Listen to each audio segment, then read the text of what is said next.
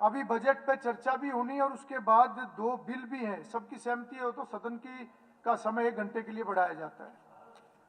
मूलचंद शर्मा जी। अध्यक्ष महोदय, आपने मुझे बजट पर बोलने का मौका दिया। सबसे पहले माननीय सदन के माध्यम से राज्य के यशस्वी मुख्यमंत्री नायब सैनी जी का धन्यवाद करूंगा। वित्त मंत्री बजट 2026-27 का जो बजट पेश किया और दूरदर्शी बजट के लिए बधाई देता हूं। जिस तरह से आपने 5,000 विकसित सुझावों का ध्यान में रखते हुए ग्रामीणों के विकास को गति देने, शिक्षा के क्षेत्र या औद्योगिक क्षेत्र और हर शहर में, हर ग्रामीण अंचल में जाकर जो आपने सुझाव लिए और जो 2,23,000 करोड़ का जो बजट बना के आपने तैयार किया, पिछले बजट से 20 लाख रुपए फालतू 10.28% बजट ज्यादा है और मैं इसके लिए मुख्यमंत्री को बधाई दूंगा कि ये बजट प्रदेश की दिशा को तय करता है। और देश के प्रधानमंत्री आदरणीय नरेंद्र मोदी जी का जो नारा है, सबका साथ, सबका विकास, सबका विश्वास, और ये बजट हरियाणा के आम व्यक्ति के, गरीब की, अंतिम व्यक्ति की मुस्कुराहट दिखाता है। क्यों जब बजट प्रदेश का होता तो आम व्यक्ति के मुंह पे मुस्कुराहट होती है, बजट में हमारा कुछ है। और जब बजट में जब मिलता है तो आम व्यक्ति, कर्मचारी, व्यापारी, सब किसान मजदूर जब भरोसा करता है कि ये बजट किसान हित का है और किसानों को इसमें लाभ मिलेगा। और कृषि में सबसे ज्यादा इस बजट में ध्यान दिया गया है। हरियाणा में कृषि प्रदेश राज्य है और हरियाणा अपनी पहचान रखता है। और हरियाणा में कि सबसे ज्यादा ध्यान रखिए कि पानी का बचत कैसे हो, तिलहन पे, दलहन पे, इस सब का ध्यान देखते हुए जिससे 7 लाख किसानों को लाभ मिलने वाला है। फसलें विधिकरण नीति, धान की जगह तिलहन और दलहन का उत्पादन बढ़ाना, 1,04,000 एकड़ भूमि को खेती के दाले लाने की योजना, ये इस बजट में प्रावधान रखा है कि किस तरह से तिलहन को, दलहन को किस तरह बढ़ावा दिया जाए। मैं मुख्यमंत्री जी का धन्यवाद करूंगा कि हरियाणा प्रदेश की इस खेती को बढ़ावा देने के लिए कि जितने कृषि के यंत्र हैं उन पर छूट देना, सब्सिडी देना और जितने तरह के बीजे, नई किस्म के बीजों को लाना, ये भी इस बजट में ध्यान रखा है। ये सबसे पहला माननीय मुख्यमंत्री ने रखा है। और सबसे हरियाणा प्रदेश से सबसे इरिगेशन जो होती है नहरों के साथ साथ, और हरियाणा प्रदेश नदियों से और ट्यूबवेलों से ये पानी के दोई है, जहां तालाब और नदियों से सिंचाई होती है। और नदियों की सिंचाई के, नहरों की सिंचाई के लिए जिस तरह का बजट प्रदेश में रखा है कि प्रदेश में 700 करोड़ का प्रावधान रखा है, 700 करोड़ का, कि नहरों का दायरा बढ़ा जाए, अंतिम छोर तक पानी पहुंचाए। और अंतिम छोर तक पहली भारतीय जनता पार्टी की सरकार है जब दक्षिणी हरियाणा के अंतिम व्यक्ति का ध्यान रखा। कभी पानी के लिए महरूम हो जाते थे कि पानी चलता था तो बीच में ही अपना वो नदी नाले अपना जीवन साथ तोड़ बैठते थे कि पहली सरकार भारतीय जनता पार्टी की जो दक्षिण हरियाणा के अंतिम लोहारू के तरफ पानी पहुंचाने का काम किया, बेबाती क्षेत्र में पानी पहुंचाने का काम करा, ये भारतीय जनता पार्टी की सरकार। क्यों पूरे प्रदेश का ध्यान रखना, हर जिले का, हर किसान का, मजदूर का, व्यापारी का, इसका ध्यान रखना। और नहरों को, उनकी छटाई, उनकी बढ़ाई, तालाबों को बढ़ावा देना कि तालाब को, भूमि के पानी को रिचार्ज कैसे है। आज पूरे हरियाणा में पानी की सबसे ज्यादा कमी है कि पानी आज खारा पानी है पीने। कुछ हरियाणा का कुछ एरिया तो डार्क जोन है। तो हरियाणा की सरकार ने इस तरह का रखा है कि तालाबों को ज्यादा से ज्यादा बढ़ावा देना और तालाबों को, पानी को जल संचय करना, ये सबसे बड़ी जो सरकार की नीति है। सरकार ने जो बढ़ावा दर का बजट में रखा है, मैं आदरणीय प्रदेश के मुख्यमंत्री और वित्त मंत्री जी का भी धन्यवाद करता हूं कि इस तरह से कि जल को बढ़ावा देने के लिए जो प्रदेश के और प्रदेश की 2 शिक्षा और चिकित्सा तो एक ऐसी होती है जो प्रदेश में किसी को धन देने की जरूरत नहीं है। आप शिक्षा दे दो, व्यक्ति धन आप कमा लेगा। कहते धन से मत की जरूरत नहीं है, आप शिक्षा इतनी दे दो व्यक्ति को, वो शिक्षा के क्षेत्र में अपने मुकाम पर आप पहुंचेगा। और यही शिक्षा का कारण है हरियाणा में 40-40 बेटियां यूपीएससी में आईएएस में सिलेक्ट हुए। शिक्षा का महत्व है कि सबसे ज्यादा हरियाणा के बच्चे सिलेक्ट हुए। छोटा प्रदेश, छोटा प्रदेश, छोटा ठीक भाई, है, इसमें गलत क्या छोटा कहा है, योग्यता पे है, छोटे भाई। इसमें गलत क्या कहा? अच्छी तो बात मेरा बोली कहना है कि शिक्षा, अच्छी जितना बात शिक्षा बोली। पे महत्व ध्यान रखा है, चौधरी साहब मेरी बात करते हैं कि शिक्षा का तो बहुत बड़ा महत्व है। किसी व्यक्ति को धन मत दो, शिक्षा दे दो, अपना उद्धार कर लेगा, रास्ता चुन लेगा। शिक्षा ही रास्ता चुनता है, ये ठीक है, ये गलत है। और शिक्षा में जो मुख्यमंत्री जी ने बजट में रखा है, जहां प्राथमिक शिक्षा पर लगभग 10,800, माध्यमिक शिक्षा 7,800, उच्च शिक्षा पे 4,000 करोड़ जो रुपए रखे हैं, ये शिक्षा को बढ़ावा देने के जो जहां लैब का है, अटल स्ट्रिंग लैब है, जहां अपने जो स्कूल में जो शिक्षा, कॉलेज में, माध्यमिक में जो शिक्षा को बढ़ावा देने के लिए लैबों को खोलना, शिक्षा की नीति को बढ़ाना, नई शिक्षा रणनीति को लेकर आना और 2025 की जो शिक्षा नीति उसको बढ़ावा देने के लिए ये इसका हिस्सा प्रदेश के मुख्यमंत्री जी ने रखा है। मैं तो एक ही बात कहूंगा, मुख्यमंत्री जी जो शिक्षा में बढ़ावा देने के लिए किया है, ये आने वाले भविष्य प्रदेश के नौजवानों के लिए, इस क्षेत्र में आने वाले समय में बच्चे शिक्षा के क्षेत्र बढ़ेंगे। और हरियाणा में जितनी महिलाओं के लिए शिक्षा, 31 कॉलेज बहनों के लिए, बेटियों के लिए, और बेटियां शिक्षा जब कॉलेज में प्राप्त करती हैं और बिल्डिंगों को नए से बनाने का काम जो हरियाणा सरकार ने किया है, ये एक बहुत बड़ी उपलब्धि है। एक शिक्षा के मंदिर को 100 साल की नींव रखी जाती है। एक सड़क तो बनेगी, टूटेंगी, एक कॉलेज बना दो, 100 साल लोग कहेंगे ये कॉलेज, ये स्कूल तब बना है। ये भारतीय जनता पार्टी की सरकार जो 31 कॉलेजों की जो स्थापना इसमें रखी है। और मैं कहता हूं कि महिलाओं के उद्धार के लिए नारी मंडप की स्थापना, बाल भवन निःशुल्क, मैं कहता हूं बेटियों को निःशुल्क HPV के वैक्सीन लगाना, वाहन खरीदों पर रोड टैक्स में 1% छूट देना, ई वाहनों 20% की छूट देना, पिकअप योजना में 10 लाख के लोन की सुविधा देना और 3 लाख दीदियों को लखपति बनाना, ये भी सरकार ने बजट रखा है। और सरकार ने जो 2100 लाडो लक्ष्मी योजना की बहनों को रखा, ये भी बजट में जो हर महीने का जो रखा, मैं इसके भी प्रदेश के मुख्यमंत्री जी का वित्त मंत्री होने का धन्यवाद करता हूं कि बजट प्रदेश के हित में है। आम व्यक्ति, गरीब, मजदूर, किसान, व्यापारी, कर्मचारी और स्वास्थ्य, जहाँ स्वास्थ्य है व्यक्ति का, अगर व्यक्ति ठीक होता है, स्वास्थ्य होता है। अभी बहुत लंबी बहस हुई थी 2014 के बाद की भी हुई थी हेल्थ पे, और मैं कहता हूं कि भारतीय जनता पार्टी की सरकार के नेतृत्व में 14 नए 70 नए प्राथमिक स्वास्थ्य केंद्र जो रखे हुए, इसमें 100 नए स्वास्थ्य सब सेंटर रखे हैं और 14,000 करोड़ का प्रावधान जो रखा है अपने स्वास्थ्य के लिए, कि स्वास्थ्य के लिए सबसे ज्यादा ध्यान आदरणीय मुख्यमंत्री बजट में रखा है, जिससे व्यक्ति के स्वास्थ्य का ध्यान रखा जाएगा और व्यक्ति के लिए जो व्यक्ति को पीड़ा परेशानी हो, और नए जो भी अपने प्राथमिक केंद्र खोले जाएंगे उसका पूरे प्रदेश में इसका लाभ मिलेगा।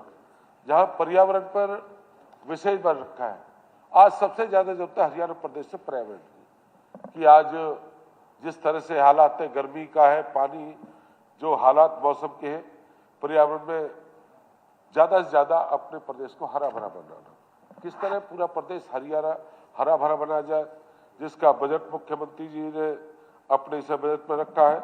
2700 करोड़ क्लीन एयर प्रोजेक्ट की, बड़े बड़े अपने वन लगाना और पेड़ों की ज्यादा से ज्यादा रक्षा करना, ग्रीन बेल्ट बनाना और एग्रीकल्चर लैंड को ज्यादा से ज्यादा हरा भरा बनाने के लिए बजट आदरणीय मुख्यमंत्री ने रखा है।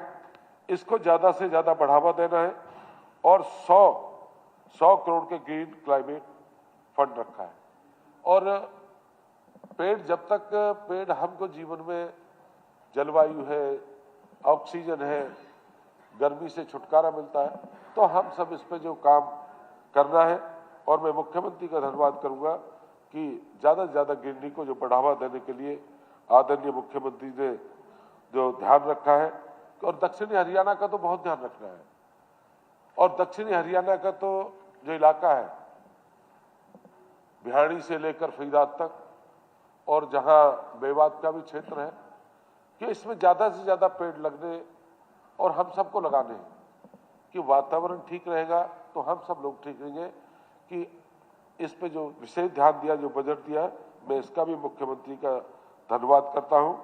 और जो सड़कों के लिए, ग्रामीण क्षेत्रों में सड़कों के लिए, कच्ची चौपालों के लिए, इन सब के लिए जो ग्रामीण क्षेत्र में भी ध्यान रखा है मुख्यमंत्री जी ने, अध्यक्ष जी मैं इसका भी धन्यवाद करता हूं कि ग्रामीण क्षेत्र में जो जहां छोटे छोटे रास्ते हैं, जो छोटे छोटे जो पुराने रास्ते, उन सबको इस बजट में रखा है।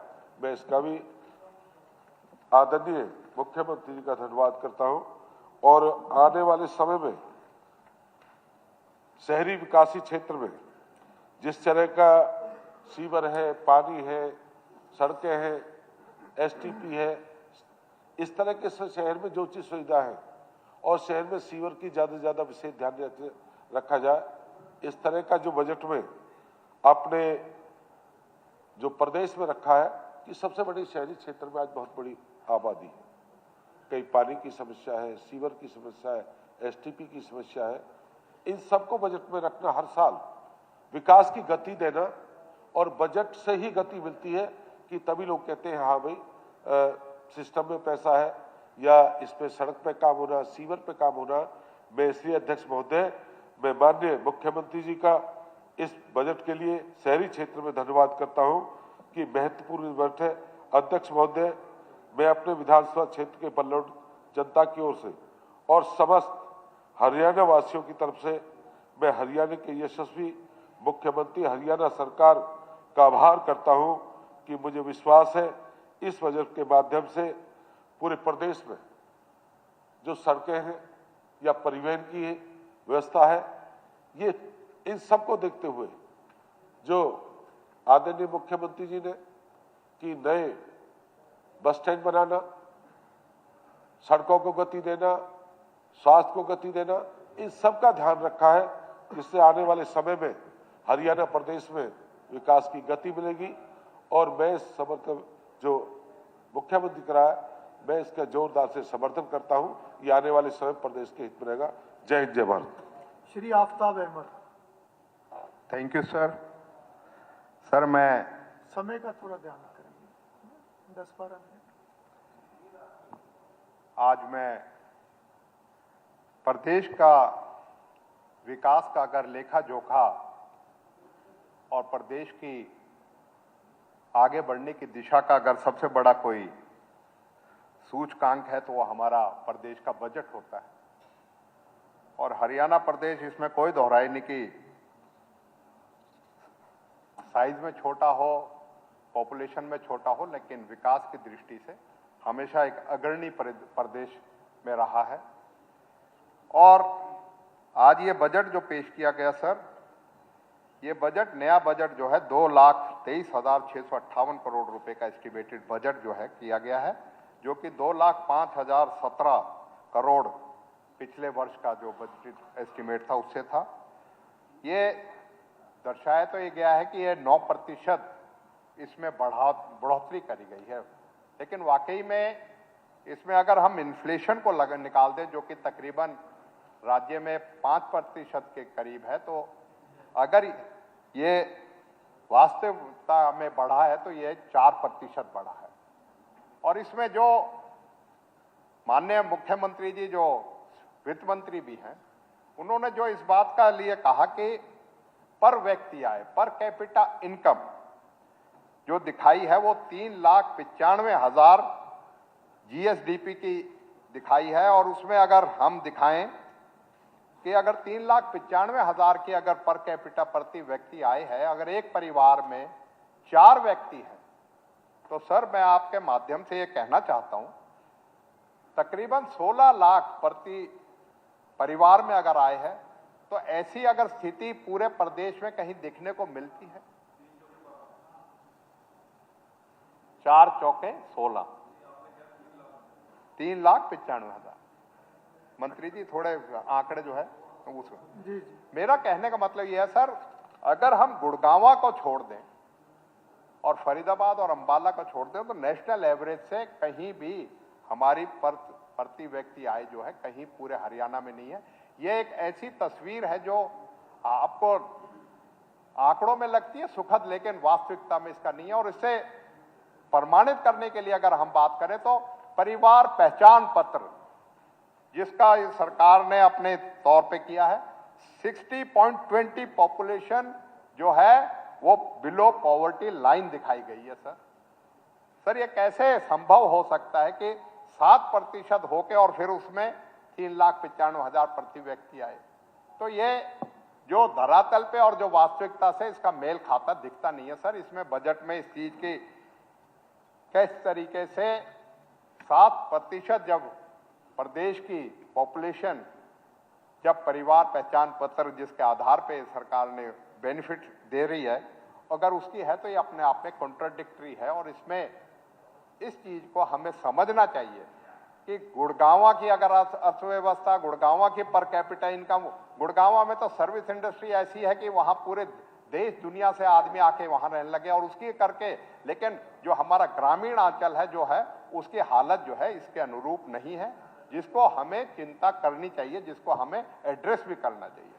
सर सरकार जो है कहती है कि हमारे पास पैसा जो है बहुत है खर्च करने के लिए, लेकिन असलियत ये है रेवेन्यू रिसिप्ट जो है वो है 1,46,000 करोड़ और हमारी जो salary pension repayment of debt and interest है वो तकरीबन 70 से 80% तो सारी उसमें इसी में जो चली जाती है।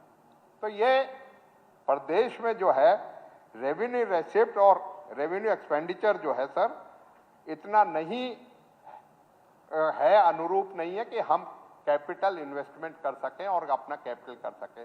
75,000 करोड़ हम कर्जा लेते हैं, 76,250, और हम रीपेमेंट ऑफ डेट जो है 36,101 करोड़ प्रिंसिपल में दे रहे हैं और 29,566 करोड़ हम जो है इंटरेस्ट की रीपेमेंट पे दे रहे हैं। बचा कितना? 10,593 करोड़। सर जब इतना पैसा रहेगा तो हम उस चीज को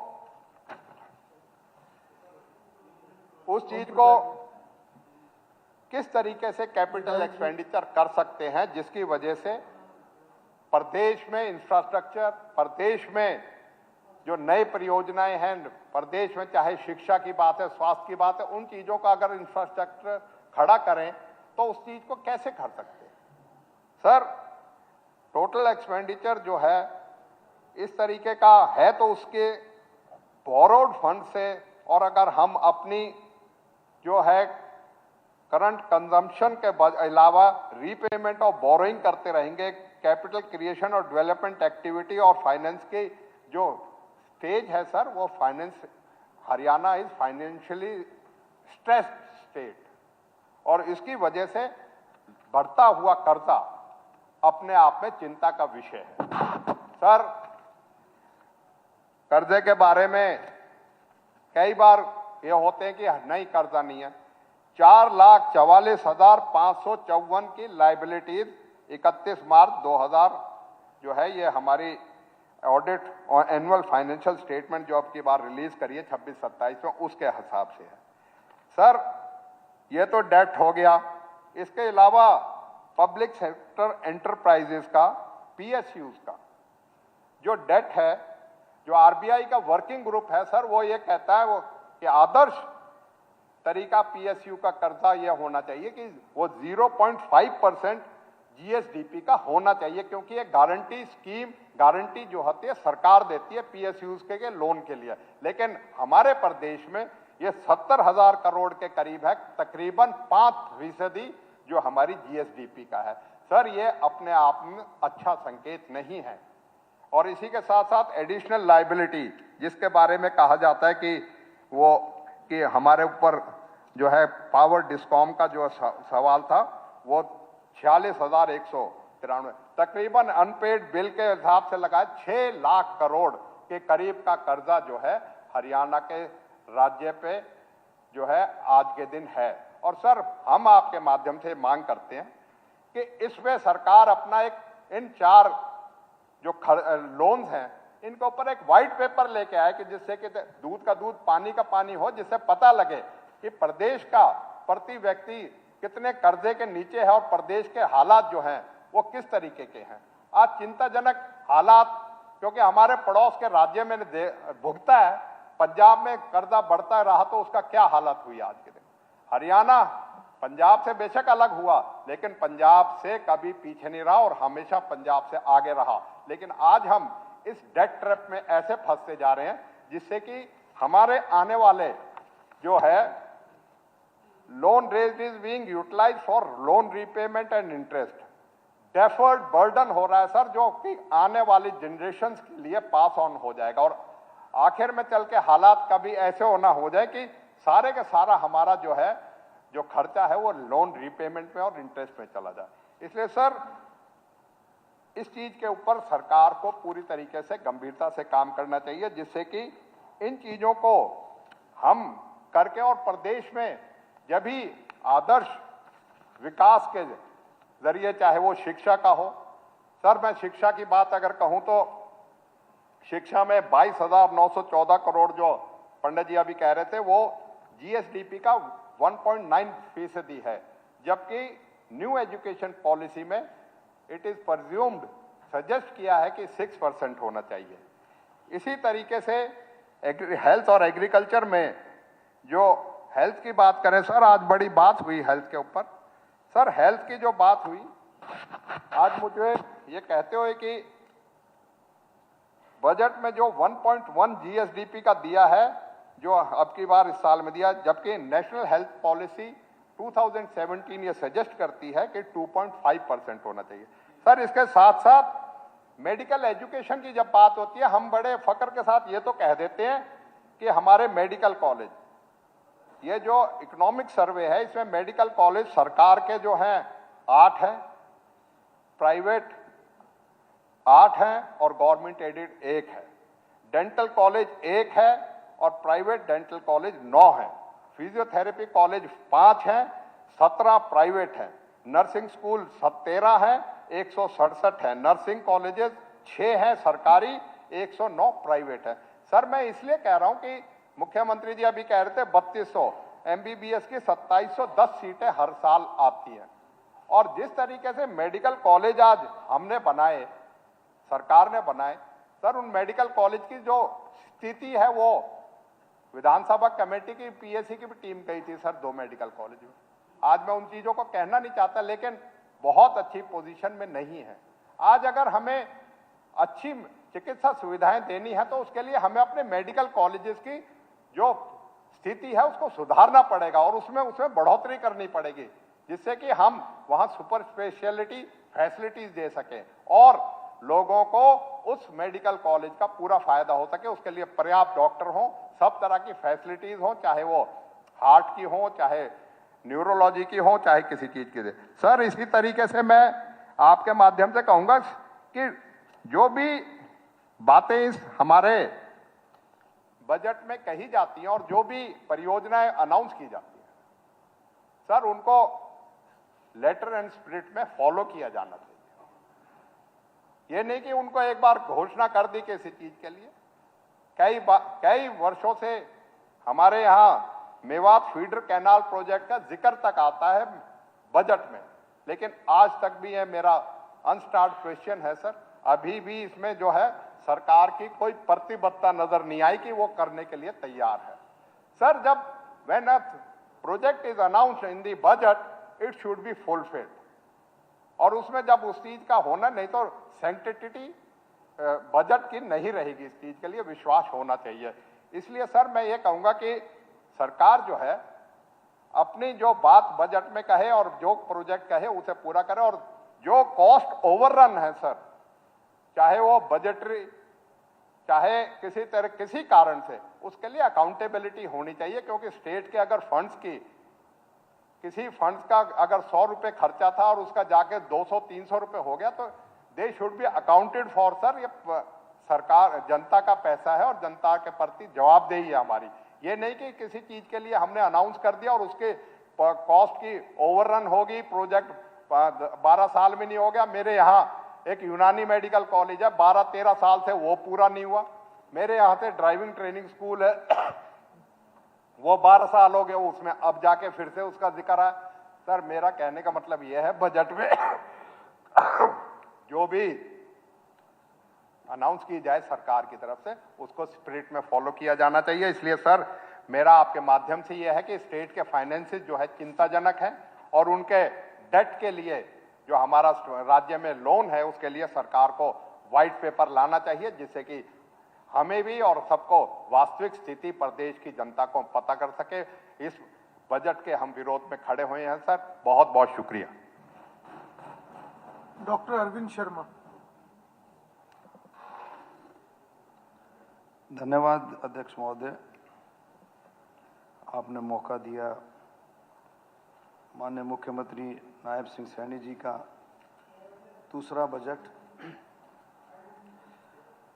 अध्यक्ष महोदय, विपक्ष की तरफ से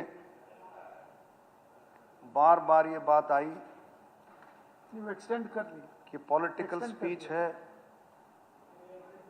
और सिर्फ भाषणबाजी है, भाषणबाजी है। आप देखेंगे अध्यक्ष जी कि तीसरी बार भारतीय जनता पार्टी की सरकार बनी है। अगर सिर्फ भाषणबाजी होती तो आप देखें तीसरी बार सरकार बनने के बाद 217 संकल्पों में 60 संकल्प पूरे कर दिए हैं। आप देखें, और 36 बिरादरी पूरे हरियाणा को, हर वर्ग को, चाहे वो किसान है, खेती और मजदूर है, गरीब है, दलित है, बैकवर्ड है, ओबीसी है, नौजवान है, बेरोजगार है, खिलाड़ी हैं, स्वतंत्रता सेनानी, शहीदों के परिवार, बुजुर्ग, महिलाएं, सबका एक विश्वास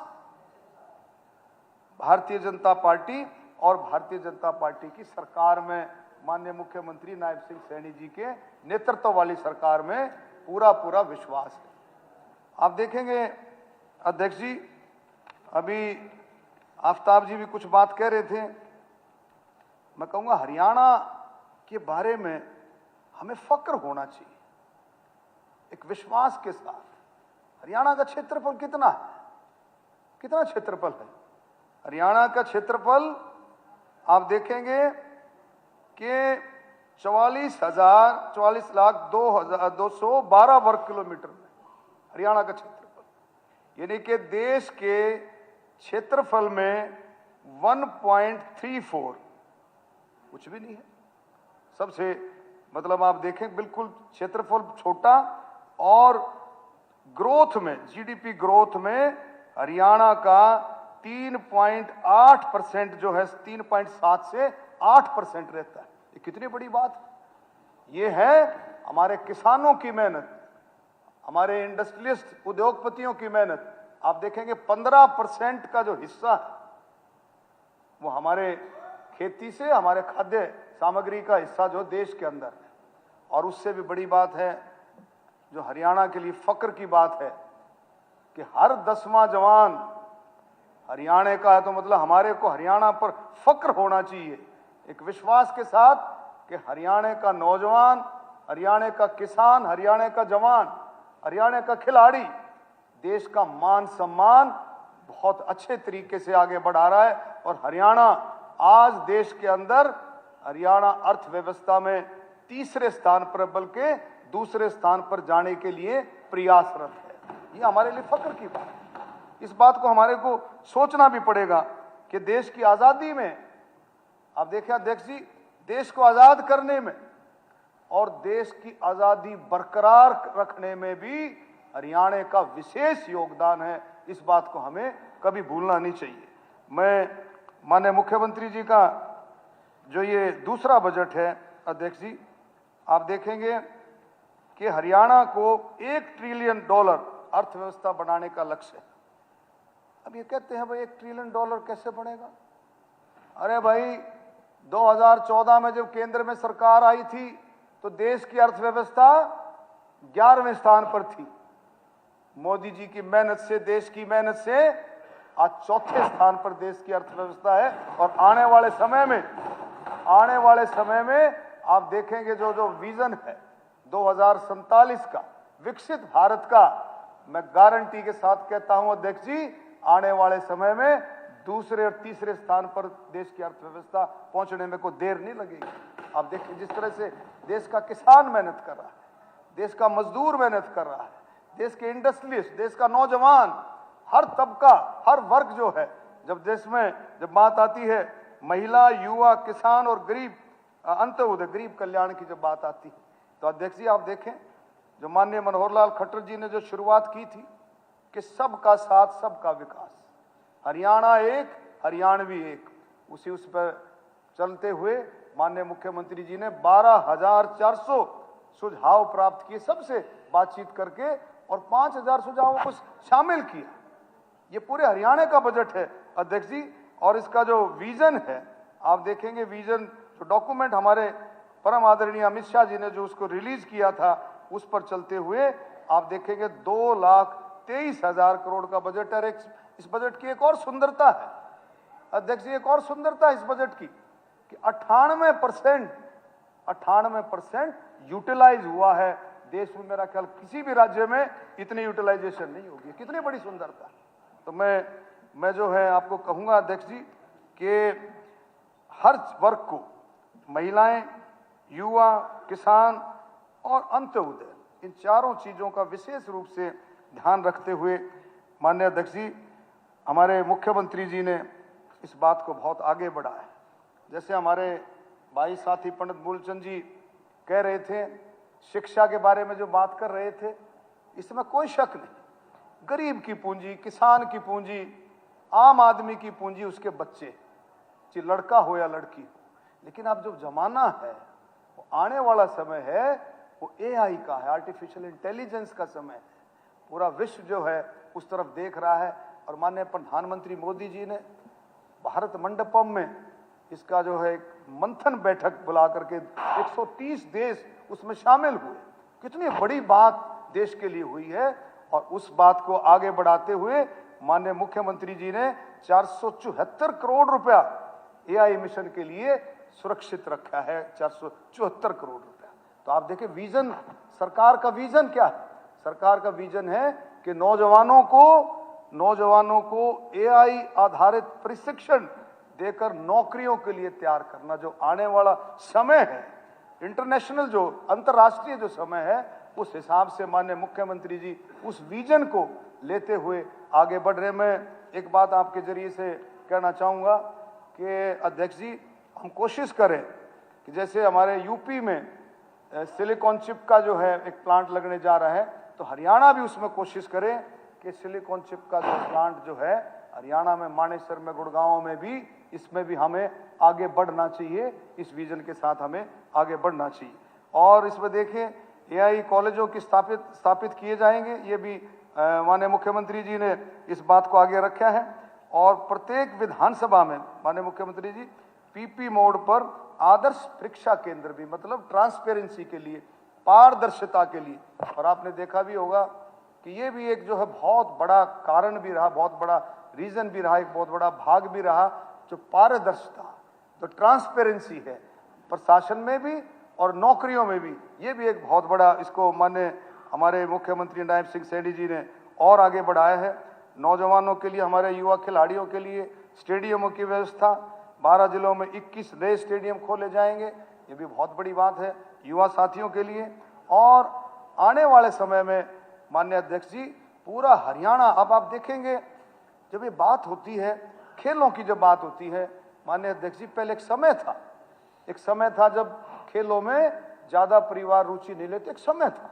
लेकिन आज आप देखेंगे हर परिवार, हरियाणा का हर परिवार ये चाहता है कि उसका लड़का या लड़की एक सदस्य खेलों में जरूर जाए। और इसका कारण क्या है? हरियाणा की खेल नीति, उसका कारण है माननीय प्रधानमंत्री जी का मार्गदर्शन भी उसका कारण है। आने वाले समय में हरियाणा बहुत अच्छे तरीके से खिलाड़ियों को तैयार कर रहा है। कॉमनवेल्थ गेम आएंगे, उसके बाद ओलंपिक की तैयारी भी शुरू हो जाएगी और मैं गारंटी के साथ कहता हूं बहुत अच्छा रिजल्ट जो है हरियाणा देगा। जहां तक शिक्षा में 1000 नए अटल पुस्तकालय भी स्थापित करने की जो है सरकार की योजना है, अच्छे तरीके से बढ़ा रही है। नजर नौजवान युवाओं के ऊपर कि वो क्या एक्टिविटी देखा गया था, पुराना है ये, तो भी माननीय मुख्यमंत्री जी की पैनी नजर है।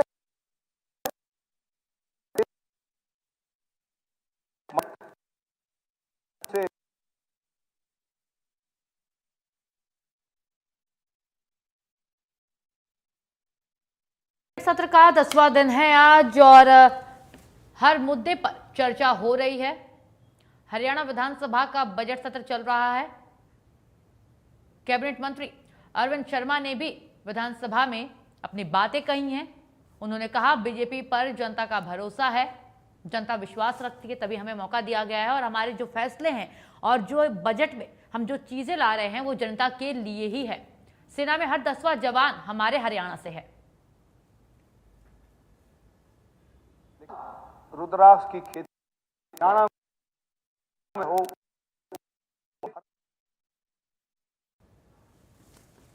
हरियाणा का बजट सत्र चल रहा है, 10वां दिन है आज और सरकार और विपक्ष एक दूसरे के आमने सामने है। विपक्ष लगातार कमियां गिना रहा है बजट की, तो वहीं बजट की खूबियां, सकारात्मक बातें लगातार सत्ता पक्ष की ओर से जनता को बताई जा रही है। इस बीच सदन में हर कोई अपनी बात रख रहा है और इस बीच अरविंद शर्मा ने भी अपनी बात रखी। इस दौरान उन्होंने कहा हमें जवान, किसान, खिलाड़ियों पर गर्व है। इसके साथ ही हरियाणा के लोग बढ़ चढ़कर देश की प्रगति में, हरियाणा की प्रगति में अपना योगदान दे रहे हैं और हर 10वां जवान हमारे हरियाणा का है।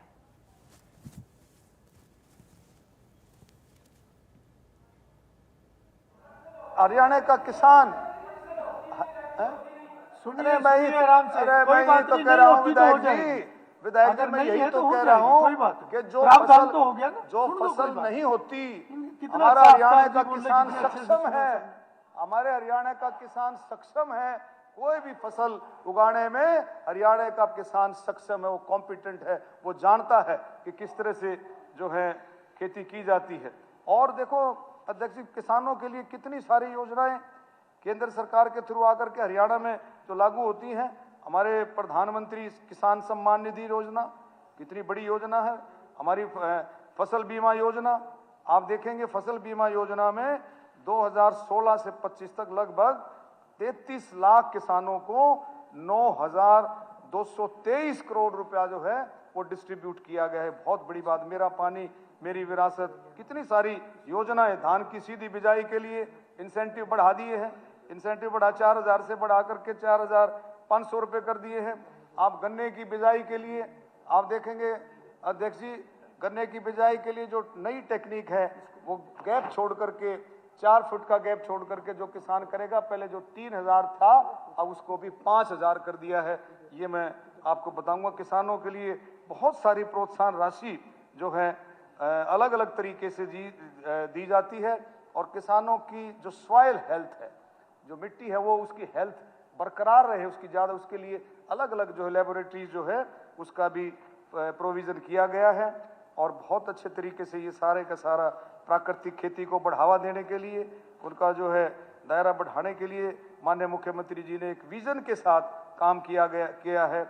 और देसी गायों का आज बता रहे थे मुख्यमंत्री जी, आपने सुना भी होगा सभी साथियों ने, कि भट गांव में माननीय मुख्यमंत्री जी ने गौशालाओं के लिए करीबन 69 करोड़ रुपए के चेक्स बांटे हैं। कितना बड़ी बात है कि हरियाणा सरकार इस बात को जानती है कि जो है गोवंश है उसका कितना बड़ा योगदान स्वास्थ्य के लिए है, हेल्थ के लिए है, कितना बड़ा योगदान है। और उसका जो मान सम्मान करते हुए बहुत अच्छे तरीके से गोवंश को जो है सरकार आगे बढ़ा रही है। और फसलों की खरीद में आपने जो बहुत अच्छे तरीके से सरकार बहुत अच्छे तरीके, प्लीज वाइंड अप कीजिए। तो मैं कहूँगा अध्यक्ष जी, सभी विभागों में काम हुए हैं। मैं छोटी सी बात कहूँगा कि हमारे सहकारिता विभाग में भी माननीय मुख्यमंत्री जी ने, जैसे महिलाओं की बात आए तो महिलाओं के अलग अलग आपने देखा, दीनदयाल लाडो लक्ष्मी योजना और ड्रोन दीदी के योजना में 33 प्रशिक्षण पूरे हो गए, 15 का जारी है। 1350 जो है ड्रोन दीदियों का प्रशिक्षण ऑलरेडी दिया जा चुका है। तो पिंक कैब योजना, ये भी बहुत बड़ा जो है, कई तरह के ऐसे प्रोग्राम हैं।